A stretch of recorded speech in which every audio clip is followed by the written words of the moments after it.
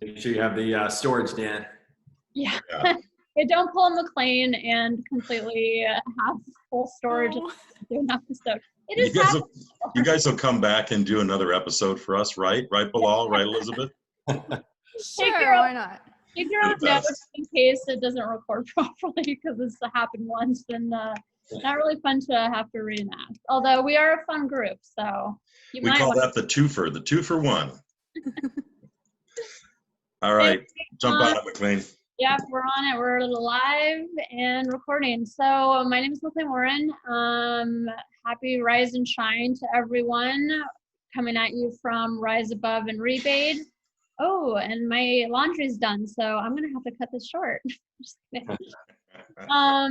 So we have my co-host Dan Trumbull from Dan Trumbull Consulting and Brendan Fields with Rebate. Thanks guys for being here per usual. And we have two very special guests who I'm really big fans of. I follow you guys both in terms of PPC because PPC is not my field of expertise by any means, but I like to learn about it. So I really enjoy hearing your guys' comments on Facebook and, you know, Bilal, obviously we work together. So I appreciate you always trying to teach me the ways. So I'll let you both introduce yourselves briefly and then we'll dive right into PPC. Bilal? Yeah, okay. My name is Bilal with Rize Marketing. I am here in Rize Marketing from last couple of years and leading the department of PPC. Today, I am here to discuss newly launched feature of Amazon, which is remarketing. Yeah. Nice. Cool. And my name is Elizabeth Green, and I am the co-founder of an Amazon advertising agency called Jungler. Pretty short. Now, I've always wanted to ask you this, do you just do PPC or do you offer other services that are Amazon? Yeah, so we just do PPC. We try and network with other agencies like yourself. Sometimes people there's a whole host of things that goes into running an an Amazon business. So you can have a number of different hats. We've chosen just to dig in really, really hard into Amazon advertising because I'm sure, you know, there's always something new to learn. And then once you learn it, Amazon's always coming out with updates. So to keep on top of it, that's what I do all day, every day, day in and day out, pretty much 7 days a week. Perfect. So it allows us to get really good at what we do. Well, I know we actually had another roundtable a few weeks ago regarding PPC as well, and that topic was how important listing optimizations are for PPC to properly perform, and how that just becomes like a cyclical process. Yeah. So that's why I was curious if you do listing optimizations as well, or if you just outsource that when you find that the PPC isn't performing the way it's supposed to. Yeah, no, we definitely outsource. That's something we take into account when we take on a client. We do look at the listings. We have knowledge of what converts just being on the Amazon platform all the time. You know what's a good listing, you know what's a terrible listing, you get a feel for it. So if there's a listing that's not converting, you know, you can look at things like unit tested and percentages and all that good stuff. Okay, has very low, your market's not that competitive. So we would advise, all right, before we run any heavy advertising on this, you know, we would advise, you know, maybe revamping a listing, images, etc. As far as doing that in-house, that's not something we offer. But like, again, we try and network with people who do a really good job at that. So we're able to refer clients. Awesome. For the average person watching this, I think PPC is very mysterious for a lot of people, myself included. And I think a lot of people, when they think of PPC and, you know, sponsored ads, all they picture is, you know, sponsored product ads on search, so that if someone's searching for a term, you know, they're hoping that their product comes up on that search, on the SERP. And that's kind of how they see it. You know, they don't really understand why there's different placements for different advertisements. Like they might see ads on your detail pages or even just as you go onto Amazon, but they may not be aware of why they show up in different places and what those roles are. So before we get into the newly released sponsored display audience or retargeting, as a lot of people call it, maybe you, and I'll let you guys both speak on this, but maybe just kind of give a synopsis of all the kinds of PPC ads you can utilize right now, and maybe a brief description of which ones you prefer using, which ones you don't, or maybe they're all equal based on, you know, the needs of the client. I'll let Bilal, you can go first. Yeah, this is a new type of ad, which is a remarketing. It's a type of display ad. For this, a seller must be registered brand on Amazon, and then you can go into the display ad and see two type of ad, which is the product targeting and the audience. For the audience, which is the remarketing, also known as the retargeting, Amazon target the audience based on their behavior, like if they have viewed your page, if they have viewed the pages of the products similar to your products, if they are viewed the pages in that particular category in which you are currently in. Yeah, so our ads might appear on Amazon and off Amazon, which is a major opportunity to grow your business, to promote your business, to promote your product on Amazon. This type of ad is very important. You must do it if you know that your listing is very well optimized. If you think your listing is not optimized, you should first optimize the listing, and then if you are confident that you have launched successfully, you have reviews. Even if you don't have reviews, you must do this type of ad, because people, according to the research, people when come on to the listing, and that 60 to 70% people don't purchase because they don't want to purchase right away. They want to see what trend is going on. They may be looking at the products for Christmas, for New Year, for gifts.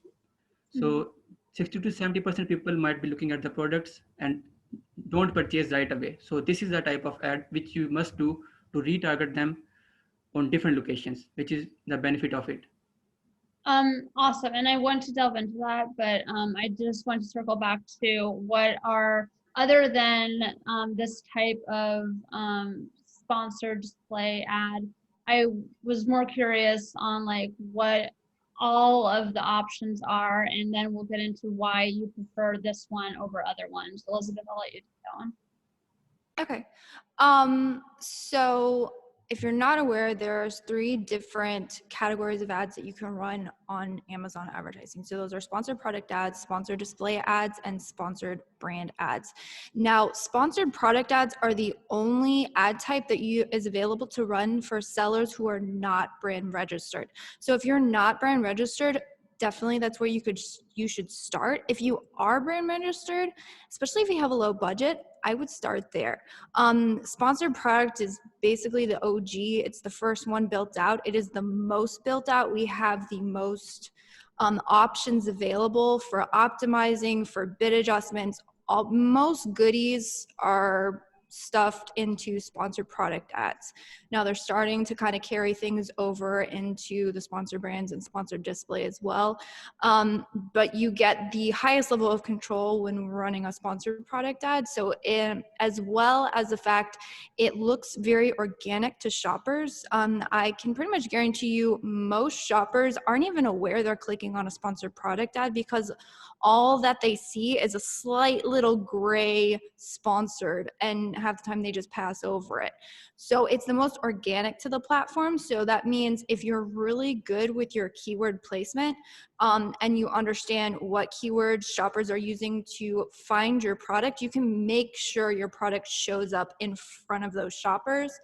It used to be that a lot of people found that like their conversion rates, click-through rates, all of that was much better using a sponsored product. There's a lot of people who run maybe sponsored brand ads, didn't have previously very good results from that. Now you can get better results. However, a lot of times sponsored brands may be a bit more expensive to run if you're trying to hit that top headline, because there's only one spot on every single page with the top headline. Now, sponsored brands have actually gotten a bit cheaper because Amazon has opened up more ad spots for that particular ad type. They're testing things like on the product pages, you can now see other brands like this one up here on those pages. And they're opening up a lot more creatives, a lot more options. So It has gotten a lot cheaper. However, the top of search, if you want to stick that, it's actually gotten a little bit more expensive, especially in the really competitive categories, because those are really the ads that very large brands are used to. They see sponsored brand ad, I want to own this keyword, and they'll just throw money at it. So it makes it a bit harder if you're trying to be a bit more scrappy. But if you want to be more scrappy, you can recognize that there's a lot more options. You'll probably be able to put a lot more effort into building out things like creatives, aligning your headlines with the keywords, using the custom image beta, which you should be using if you're running sponsored brand ads. Those perform very well. We've seen click-through rates kind of go crazy once we update those in accounts. Nice. Thank you for the recap. It was very well done.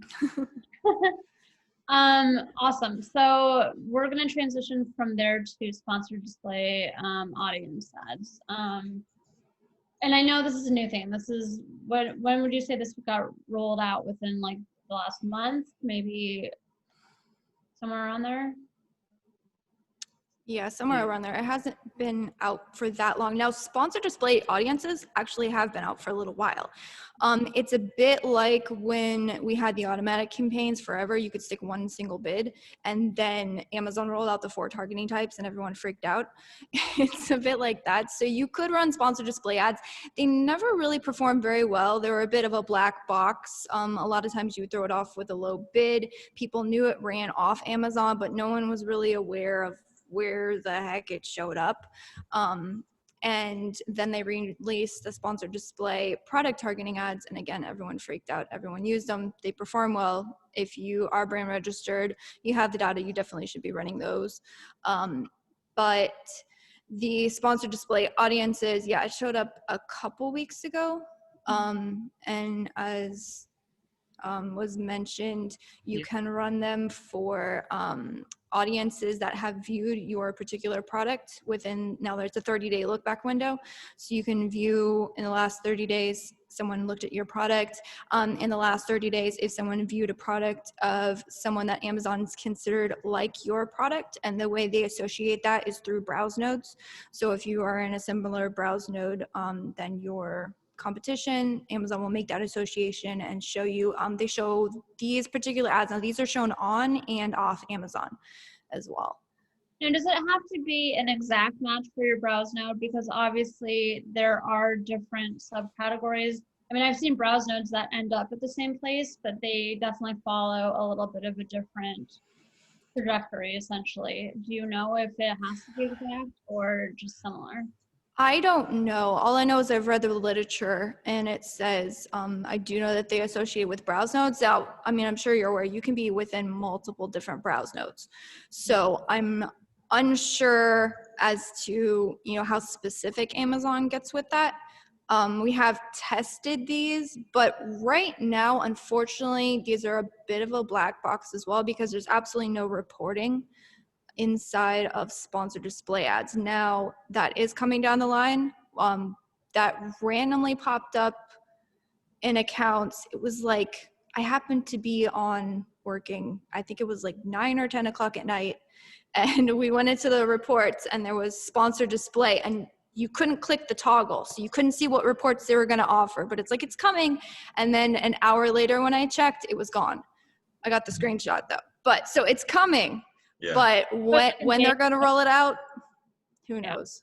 I think it's so interesting. So for a long time, and Dan, you'll definitely know this because you've been involved for as long as you have.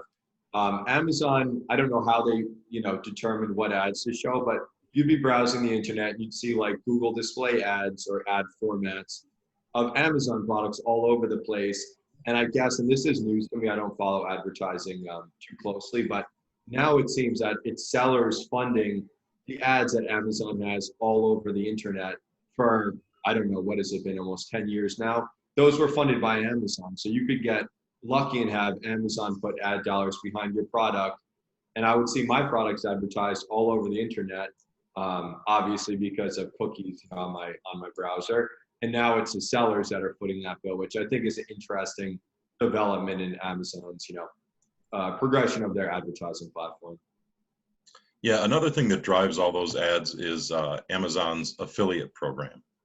So I would say between those three things, Amazon footing the bill, and now with the advent of display ads, I'd imagine we're going to see a lot more Amazon specific ads through Google, Yahoo, Bing type searches. Ask Jeeves if anyone uses them. All around. Yeah. And then, so I think between all three of them, Amazon footing the bill, sellers with this new display ad, and then of course affiliates, which there's some people, I have a client who's never sold a thing on Amazon. He makes 20 grand a month through their affiliate program. He is a very sophisticated online marketer and started with a ton of money, but that affiliate program isn't the best one to choose, in my humble opinion. So this question's for you, Bilal. For this type of campaigns that we're talking about with redirecting stuff, how, Elizabeth mentioned that they pull the data from if a client or a customer has clicked on your ad, if you're in a similar browse node or the exact same browse node, so it compares it to the same. Or if Amazon just finds it relevant to your product and will hopefully make money off of it. Do you need to add keywords for this type of sponsored display campaign? No, we don't need to add the keywords or the assets into this type of campaign, into this type of strategy, as we do in the sponsored product or sponsor brand. We just need to target the categories or audience to whom we want to target. Like we want to target you want to target only those buyers or visitors who have viewed your product in last 30 days but did not purchase for some reason. You can target to those visitors, or you can target to those visitors who have viewed the detail pages of other sellers who are selling a similar product like you are selling, or you can target the category, the specific category. And Amazon choose like their behavior based on their browsing or their purchasing behavior, purchasing signal. We don't need to add the keywords or essence. Now, when you say that, because I know how sophisticated the algorithm is, do they actually measure how much time someone has spent on your listing? Like, my question really comes to that, I click on stuff all the time, but I usually don't purchase it because I don't like it. This isn't something I want. So it almost seems like it would be counterproductive to try to redirect those campaigns to the same person that already dismissed your product.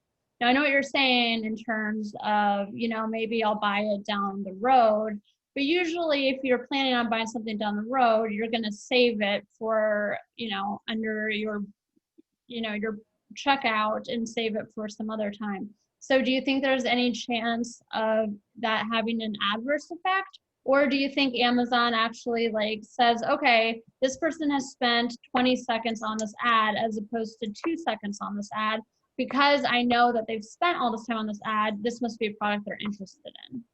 When you click on any product or any detail, you have seen any detail page, no matter how long you have stayed on that particular product, Amazon know you come onto this session, onto this detail page, and they track the audience onto this base. So just we need to start this type of ad, and they start retargeting you, whether you are on their application, on the third-party websites, on the homepage of the website, when you or when you go into the detail page of other sites, you will see their ads or different ads at the bottom of the buy box or middle page or at the top section. There are 10, they show this type of ad on 10 sites, 10 different sites. It's up to them where they show this type of ad, but it is really important to grow your business. It helps, as Brandon mentioned, it is very important, and it helps to get a high intended audience who are looking for the products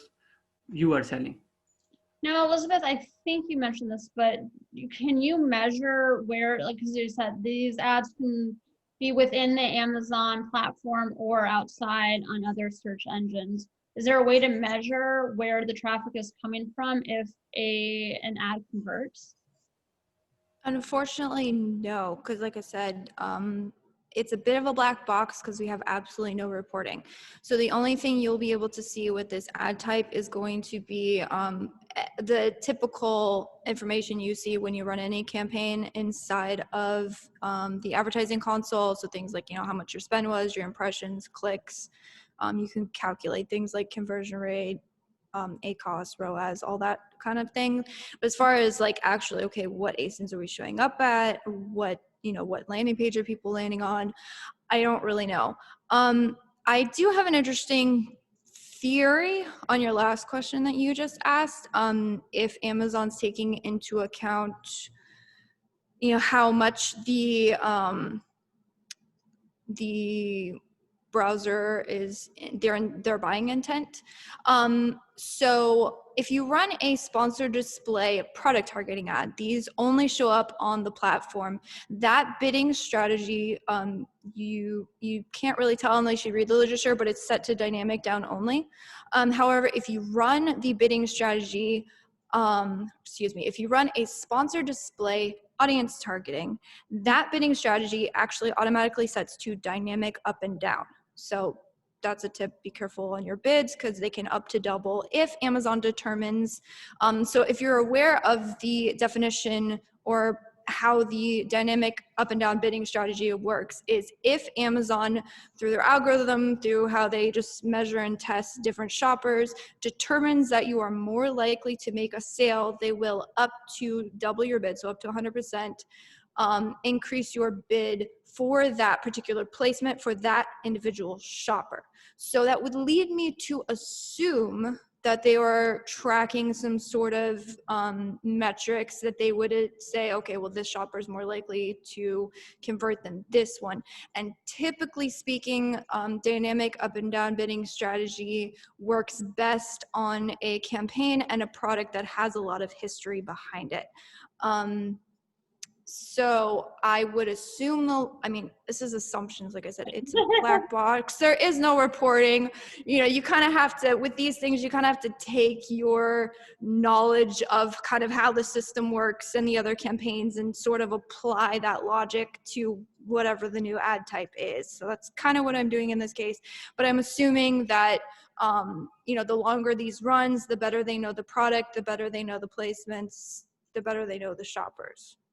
So because it's an up and down bid, does that make these in general, this type of sponsored display ads, more expensive to bid on as a whole? As compared to all the other different ways you can do PPC on Amazon? Yeah, so kind of not really. You could put as low of a bid as you want. We've been starting these with very low bids. I'll be honest, the initial metrics are somewhat mixed. But we've been starting them at low bids just to kind of account for that and then scaling up what works. We rather not throw a bunch of money at something that we're not really sure. It's going to be more incremental. And so when you're running an audience, you can run retargeting for people who landed on your listing, and then you can run retargeting for people who landed on a similar listing to yours. Depending on how much traffic you have in that niche is going to determine how many potential impressions you can get. So if you have a really low volume product that doesn't get much traction, I wouldn't expect this ad type to do a whole lot. It's probably worth just throwing up there a low bid. You might get something in the background. The other thing to note is kind of interesting about this particular ad type is it's actually a cost per click. So oftentimes when you're looking at sponsored display ads, so like DSP ads and such, you are charged, I forget the exact words they use, but it's like you're charged per impression, so how many people view the ad. Well, this is actually a cost per click. So say you throw it out a bunch, say you get a bunch of impressions, but none of those really converted. Well, you actually showed up off platform with another shopper and never even paid for that impression. So just because you get a whole bunch of impressions and not a lot of clicks and sales through that individual ad, honestly, there's no way to track if they're going to come back and purchase, but you pretty much just got free advertising off the platform. So I don't know, it's probably well worth running. Guerrilla branding. I mean, that's our favorite cost is free, right? Yep. So I think, Elizabeth, we're talking about CPM, it's cost per milli. Yeah, that's what I was looking for. So display, I think, is usually in that format. And I guess Amazon is all CPC. So it's probably hard for them to go to a CPM model for just one advertising option is what I would guess. But yeah, for sure, you have all that, viewership of your, product for free. Mm-hmm. Hey, Elizabeth, you mentioned it just a minute ago that you normally start these with a low bid. What's a low bid in your opinion? Like 20 cents, sometimes less. Gotcha. Depending on the niche. Yep. Another Understood. cool thing you can do is, so with the category targeting, you can actually refine the category targeting. I just launched a bunch of those to test, and this is very new phrases, so who knows? But we have a product and a brand we just signed that's in a very competitive category, and there's a couple top players that we're running with, but you want to keep on top of everything. So what we did is we launched a bunch of these and then segmented out another campaign with category targeting, but you can actually specify which brands you want to target in a category targeting campaign. So what we did is we launched a bunch of these and then specified that we want to target their exact brand. So anyone who lands on those branded products, we're going to be retargeting through our sponsored display ads. It's a really quick way. So then if they add any new products, any new, anything added, instead of having to worry about keeping up with all the ASINs, you can actually do it that way and making sure you're showing up everywhere you can. Very cool. And as Elizabeth mentioned that Amazon is using dynamic up and down bids, up and down strategy. So I would say we can, if we want to get quicker results, like some people want to go aggressive, get faster results, clicks and impressions, we can start with like 0.50 bid and Amazon increase or decrease a bid up to 100% in this type of bidding strategy, which is dynamic up and down.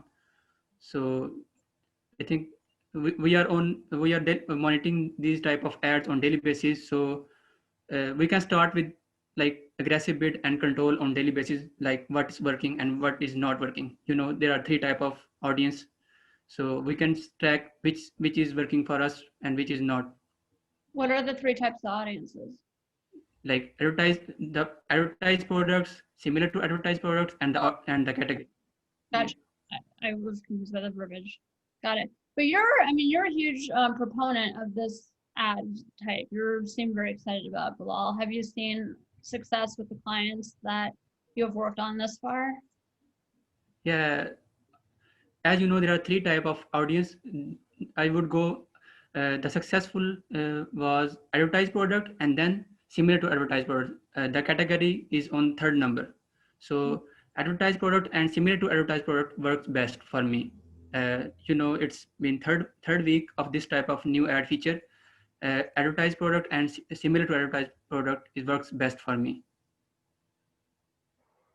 Nice. Yeah. If you don't mind me interjecting, I'm excited about this too, and I just want to spend a minute explaining why. So this really allows us, for the first time on the Amazon platform, to definitively catch, or at least definitively catch buyers at a higher rate in their buying cycle. We know they are specifically either looking at our product or competitive products, and at a much higher rate, those people are going to buy those products in the next 1 to 3 weeks, or whatever that buying decision making, however many seconds they have to spend on the listing to make their decision. And to be able to be in front of that audience specifically is very, it's incredible, because some products have a very long buying cycle and it's different for different people. For example, I suspect gym shoes last me much longer than they last you, McLean, because I go days without wearing shoes sometimes and you run every day. So anyway, that's why I'm excited about it. It really is allowing us to put our products, kind of put our best foot forward at the exact right time in front of the exact right eyeballs. And I think there's less of the chance of, you know, with display products, you know, when you're doing keywords, a lot of the time the keywords don't match what the client's actually looking for. So then you have to push them into the negative keywords so that you're not showing up on the wrong SERPs for that. But it seems like the likelihood of having issues where people are showing for, you know, this particular advertisement that we're talking about, the chances of having fails in terms of what people are looking for are much smaller, because we already know that they're interested in this category, they're interested in this product, they've already looked at it. So you don't have to worry as much about, you know, just using the wrong keywords and showing up on the wrong SERPs. Yeah, I'd say Amazon is becoming more sophisticated and kind of growing up in regard to growing up, catching up, whatever you want to call it. But in regard to the robust advertising solutions they're offering, they're catching up to places like Google, who have been doing this sort of thing for years. Which actually, Yep. oh, sorry, go on. Oh, I was just going to say The high- one thing to note that hasn't been said about the retargeting is just know that Amazon does actually filter out any buyers that have actually purchased the product. So if they landed on your listing and they did purchase it, they're not going to be served. Now they have to have purchased it within the last 30 days. So potentially if they came back and looked at your product, but they purchased it 60 days ago, they would be retargeted. Is that true if they buy a product that is similar to yours? I'm assuming no. The wording I saw was just if they purchased your own products. Non-product, okay.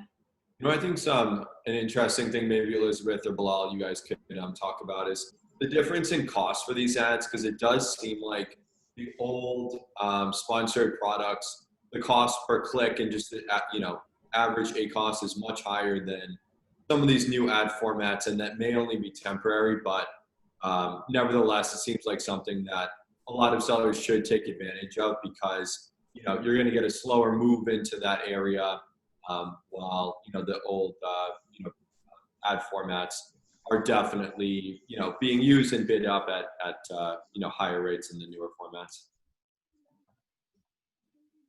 Bilal, you want to take that one? Brandon, Amazon target the high intent audience, so I think it's good to go with this type of ad. With which one? Yeah, the audience, the similar advertised product or advertised product, these two.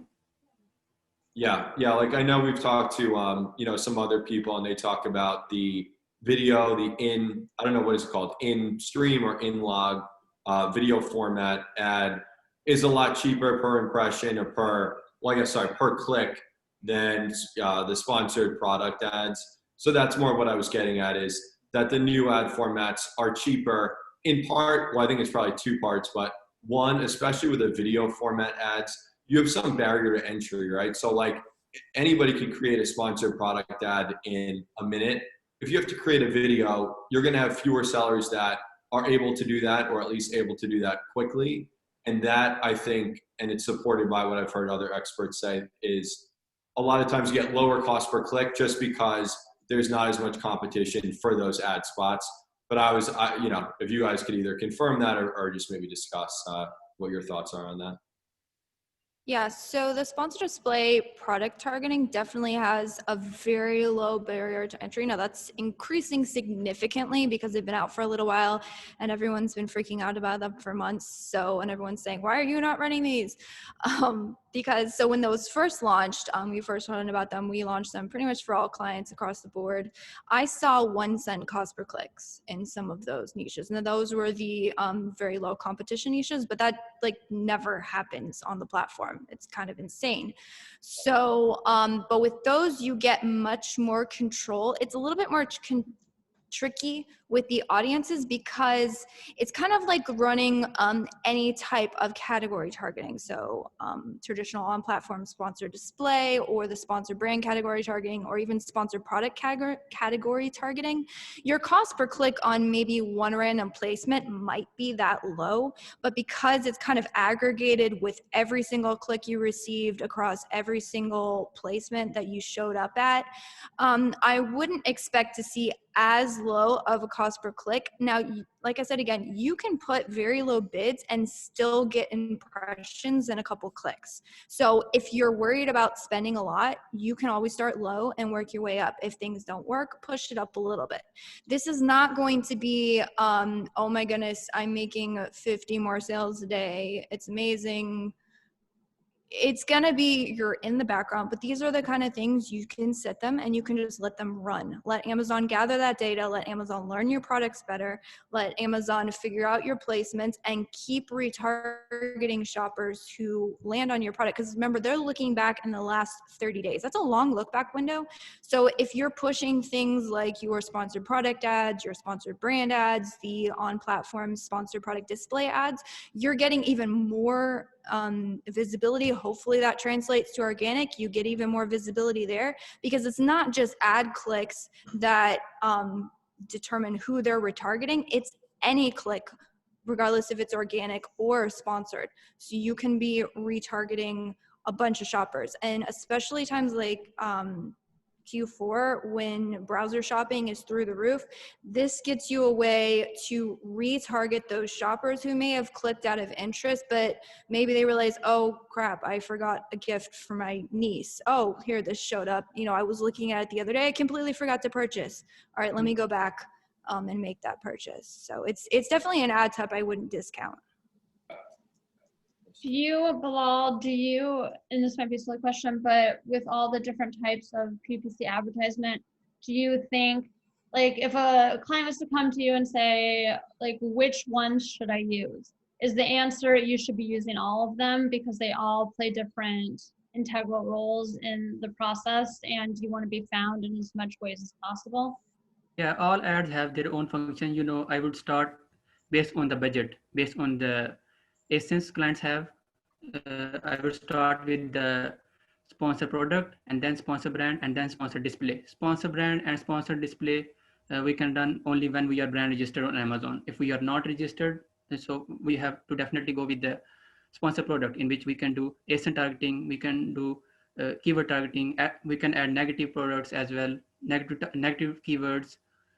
I would start with a sponsor product, and then if we have 3 ASINs, I would move forward sponsor brand ad, which is the which show on top of the page on Amazon, and then I will move forward on third sponsor display. What about you, Elizabeth? What's your approach? Yeah, so definitely sponsored products is where we start. You can also get the most feedback quicker because there's just so many more ad spots. If you look at the page, you know, you have a whole section on the top of the page, you got the middle of the page, you got the bottom of the page, plus all of your product placements. I mean, Amazon's always adding carousels to the listings. You know, they put them up, they take them down. So you can get a lot of data a lot faster using a sponsored product campaign, and then that can be rolled into your sponsored brand ads, your sponsored display ads. If you're using product targeting, then on sponsored display product targeting, basically grab your sponsored, what did I say? Did I say sponsored product targeting? Sponsored display. There's so many of them. Sponsored display product targeting. You can pull your search term report from your sponsored products, scrape all those ASINs that converted, and roll those into a sponsored display product targeting ad. So you can use, by getting data quicker, you can actually be able to move a lot faster and have a lot more insights on what should work. Not everything works, so you put it up, but it helps you start on the best foot. Awesome. You guys try, what is the, I used to call it like a catch-all, or like I've heard different terms for it, but I would do sponsored product and I would set my max bid at 10 cents per click or 5 cents. And I would do auto target, and it would find, and I still have these campaigns running, super long string keywords that nobody was bidding on. and I was limited in sales. Like I would only do $5,000 or $7,000 a month in sales from that campaign, but the ACoS was like 2%. Is that does that concept apply to these other ad formats, or does that only really work with sponsor products? Yeah, so a strategy we used to run before we had all these different options and things for the sponsored display audiences, because it was like kind of the old auto campaigns. You just threw it up there and only had one button to pull, which is the bid and the budget. We would actually do that, throw the entire catalog in a very low bid, and I'm talking low bid, like you said, 10 cents, 15 cents. Decent budget, and let it run. And it was kind of the same thing as like a catch-all auto. It kind of worked, kind of got in the background, gave a decent amount of sales. Now I've noticed for that, it's so random because ideally you're not going to be lumping, you shouldn't, if you're running good ads, you should not be lumping a bunch of different products together. You're not going to get clean data that way. It's not going to scale. It's going to have a whole host of issues. But if you're looking at a very low bid, runs in the background, stupid low ACoS, those kind of catch-all, throw it up there, low bids work. So we were previously running those in a lot of our branded accounts, slow bid sponsored autos. So I have kind of been testing that out now with the new kind of audiences, maybe playing around with it. It's really too early to tell if that's really going to work as well as it did before, but it is an interesting tactic. Elizabeth, I want to add one thing here. If we are going with the low bids and we put high budget of that particular campaign, Amazon algorithm detect that we want to spend, and Amazon is making money through the ads as well. So when their algorithm see that we are using high budget, they give us chance to on top page, and we start getting clicks and impression with very low bid as well. So I would, if we should go with the high budget, but if we want to be less, if we want to spend less, we should go with less low bids, very low bids we can see, and it works. Mm-hmm. Yeah, that's a good tactic. Low bids are kind of interesting. Actually, in some really high volume niches, low bid broads have been very interesting. And I have pulled search term reports, and you'll find the main keyword channeled through a low bid broad at like a 15-cent click. It makes no sense. You probably showed up on page 20, but it converted, and the ACoS sometimes is like sub 1%. So those are kind of like additional tack on the background. I wouldn't, it's not going to be a huge breadwinner. If you have a well-built ad account, you're trying to find ways to just maximize everything you absolutely possibly can. I would definitely, look into some of those kind of run in the background tactics, like the catch-all autos, catch-all sponsored display, low bid broads, that kind of thing. Anyone else have any questions? One more thing, from the ad report, I saw the keywords which are performing, we should see and target into we should target into the phrase which gives us more results, better results with low ACoS. Yeah, instead of broad and exact. What do you think, Elizabeth? We should go with the broad? No, so we're definitely in the run all match types crowd. So when I say we use the low bid broads, that's like, so there are certain strategies that you might only run one ad type with, like those low bid single keyword. Those are kind of interesting. I've heard people call those forced autos, single keyword campaigns, that kind of thing. Those are interesting to run, and they run well, but that's not, I wouldn't consider that like a main strategy tactic. Yes, we run those, we can get them up decently fast. Definitely start with the winning products, work your way down, because they're kind of a pain. You got to go scrape all of the wording from the listings, run it through keyword density analyzer, throw it all in there.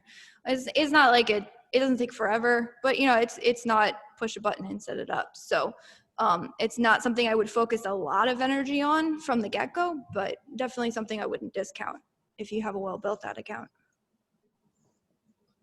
Okay. Well, as a final question I have, because I think it's interesting that as we've discussed with this retargeting and audience, that they're moving off of the pages of Amazon and onto other platforms. Do you see this as a trend that's going to happen with all of the types of PPC ads?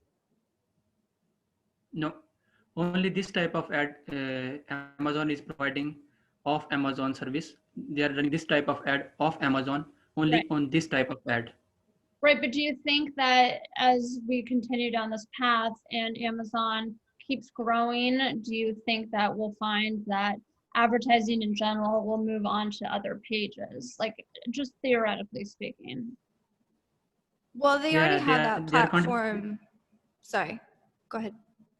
Yeah, which is the DSP, right, Elizabeth? Mm-hmm. Yeah, so they already have that platform built out in DSP, which they are making the barrier to entry lower than it used to be, and allowing you to get some sort of external management. It used to be Amazon was the only one who would touch it. Now they're letting agencies or other approved providers run those as well, and those are off platform. Yeah, if I could just add on that, there's a 100% chance that Amazon is going to go all in on this, because what it is sellers growth as a company. So you have sellers funding ads for Amazon products, which are actually, you know, the sellers' products on other websites all over the internet. It's a windfall for Amazon, and they'll 100% be, in my opinion, expanding it. Yeah, and they're adding things. I just got an email the other day, some training of running video ads on other platforms. So Amazon does things like Amazon Prime Video, all of that. They have a lot of it's kind of like the DSP. They have a lot of inventory that's not on their platform, and they're looking into things like video ads and all kinds of other things, looking to see how they can maximize that and then let you run the ads so they don't have to train a team to do it. Yeah. Sneaky. Well, Right they're on. not the biggest company. You know, Jeff Bezos isn't the richest man in the world because they're making bad decisions. Yes. Well, and we can run them better. So if you've ever tried to go through an Amazon rep, they're not ignorant to their platform, but they don't tend to get as good of results. Yeah. I humbly disagree. I think they're completely inept. It's true, I do. I think you got me for a second. I thought you were going to go the other way. No, I think seller support should take the word support out of their name. Maybe they should change their name to the sales prevention department. Or like seller surprise, like you never know what you're going to get. I'm going to call them that from now on. Seller surprise department. Yeah, there's a lot of them like off Amazon. Like when Amazon was the only one advertising on the DSP, it's like, all right, so your limited barrier to entry is allow us to spend $30,000 of yours a month. And at the end of it, we say, look how many impressions we got, because it's a pay-per impression. And look how much brand recognition you have for your $30,000. And the translation of that was painful. Not so great. Yeah. So that's the thing, is I've also found that you know, they don't take into account the most important factor, and it's profit and scalability and duplicatability, right? But you're right, they point to things like branding and impressions. They are important, but if your company doesn't have a healthy cash flow, which means profit, you're not going to be around to build a brand. Yeah, I 100% agree. I think those who are just more private label sellers, we get a bit more scrappy, and you dig into things like profit more. You can't hide, you know, brand recognition behind a huge marketing budget when you're, you know, only a couple man show, and you're dealing with, you know, having to pay your VAs and not paying yourself. I mean, right. So I think there's a lot of that. Faux show. In that, I will say that it adds all the ads are depends on the optimization, whether we are well optimized or not. If our listing is well optimized, it helps to get double organic sales using the help of the ads. Yeah. This podcast that you can't end, McLean. No, I'm like learning so much. Should we all sing the song? This is the song that never ends. That goes on, yeah. No, it's been great. You guys I've learned so much from this. Really appreciate it. I'm sure all of us have learned a little something. For sure. Does anyone have anything else they want to bring up before we do our closing? No, now you guys go all silent on me. All right. Well, everyone that's watching, thank you so much. Again, I will let everyone kind of introduce themselves and their business, do a little plug for themselves. Dan, you can go first. Dan Trumbull, dantrumbleconsulting.com. Hit me up there for a free 30-minute evaluation of your business. Bilal? Yeah, Bilal from Rize Marketing. You can, yeah, that's it. You can contact any of us at You can Liaison contact Marketing. to Rize Happy to- for sales if you need optimization, ads, launching service. Yeah. I always feel like I always put Bilal on the spot because I make him do these, and he's like, I don't want to do them. But you did awesome. Thank you. As usual. Brendan? Brendan, owner of Rize. We're a launch platform for e-commerce sellers. We support product launches on Amazon, Walmart, eBay, Etsy, and Shopify stores. And Miss Elizabeth? Cool. Yeah, so Elizabeth at Jungler Advertising Agency. So you can look us up, jungler.com, JUNGLR. It's probably the best way. If you're interested in having us take a look at your advertising, we do have a form at the bottom of the web page. I'm still doing all the intakes personally, so you'd be connected with me. We can go through your stuff, have a talk. Awesome. And I am Clay Warren, co-owner of Liaison Marketing. We're an all-service Amazon marketing company. Thanks everyone for being here. I thought this was really insightful. Elizabeth, you were awesome. Bilal, you were great too. We really, really appreciate you guys taking time out of your day to do it. So, Yeah, it was Thanks, fun. Thanks, everyone. Thank you. Bye-bye.